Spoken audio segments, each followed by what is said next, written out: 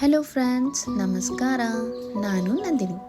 ಮೊದಲಿಗೆ ನಿಮ್ಮೆಲ್ಲರಿಗೂ I wish you very happy environmental day.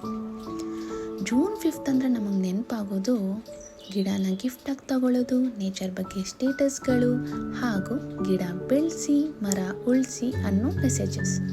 ಎಷ್ಟು ಜನ ಆ ಮೆಸೇಜಸ್ನ ಫಾಲೋ ಆಗ್ತಿದ್ದೀರಾ ಫ್ರೆಂಡ್ಸ್? ನಮ್ಮ ಲೈಫಲ್ಲಿ ನೇಚರ್ ಹಾಗೂ ಆಕ್ಸಿಜನ್ ತುಂಬ ಇಂಪಾರ್ಟೆಂಟ್.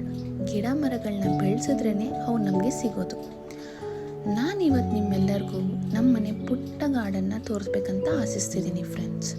ಅದಕ್ಕೂ ಮುಂಚೆ ಇನ್ನೂ ಯಾರ್ಯಾರು ನನ್ನ ಚಾನಲ್ನ ಸಬ್ಸ್ಕ್ರೈಬ್ ಮಾಡ್ಕೊಂಡಿಲ್ವೋ ಪ್ಲೀಸ್ ಸಬ್ಸ್ಕ್ರೈಬ್ ಮಾಡ್ಕೊಳ್ಳಿ. ನೋಡ್ತಿದ್ದೀರಲ್ವ ಫ್ರೆಂಡ್ಸ್, ಇದು ನಮ್ಮಮ್ಮ ಪುಟ್ಟ ಗಾರ್ಡನ್. ಇದಕ್ಕೆ ಕತ್ತು ಕ್ರಿಯೆ ಕರ್ಮ ನಮ್ಮಮ್ಮ ಸೇಮ್ ನಮ್ಮನ್ನ ಹೇಗೆ ಬೆಳೆಸ್ತಾರೋ ಅದೇ ರೀತಿ ಮಕ್ಕಳ ಹಾಗೆ ಗಿಡ ಮರನ ಬೆಳೆಸ್ತಿದ್ದಾರೆ. ಇದಕ್ಕೆ ಸ್ಪೆಸಿಫಿಕ್ಕಾಗಿ ನಾವು ಯಾವುದು ಸ್ಪೆಷಲ್ ಗಿಡನ ಬೆಳೆಸ್ತಿಲ್ಲ ಫ್ರೆಂಡ್ಸ್. ಜಸ್ಟ್ ಯಾವ ಗಿಡ ಬೆಳೆದ್ರೆ ಅದನ್ನು ನಮ್ಮಮ್ಮ ನೀಟಾಗಿ ಮೇಂಟೈನ್ ಮಾಡ್ತಿದ್ದಾರೆ.